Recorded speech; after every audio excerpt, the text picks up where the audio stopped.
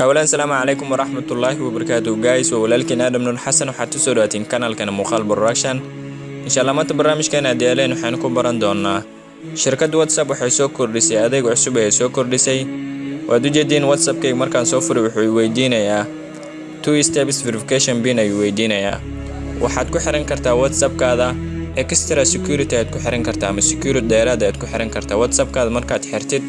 haddii qof kale uu ka soo furo WhatsApp kaada uu isku dayo fariimaha inuu akhriyo waxa la weydiin doonaa stepska oo verification kana la weydiin doonaa oo xaqiijin ah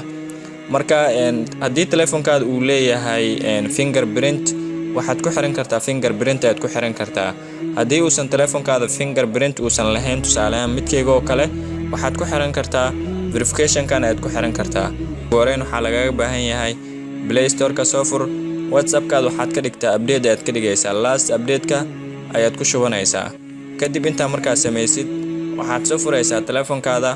WhatsApp ka kugu jira aad soo furaysaa WhatsApp ka waa WhatsApp ka original ku ah midka original ka aan isticmaalaya ma ahan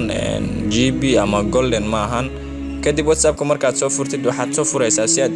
verification code aad ugu xiratid ama fingerprint aad u leeyahay telefonkaada saddexdan dhibood aad soo furaysaa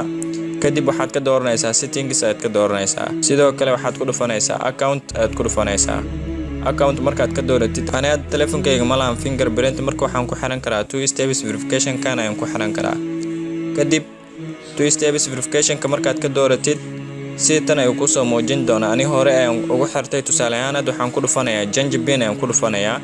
kadib waxa laga baahan yahay 6 digit ee laga baahan yahay ama 6 lambar ee laga baahan yahay 6 lambar ayaan gelinayaa hadda kadib mar labaad aad ku celinaysaa si confirm looga dhigo save aad ku dhufanaysaa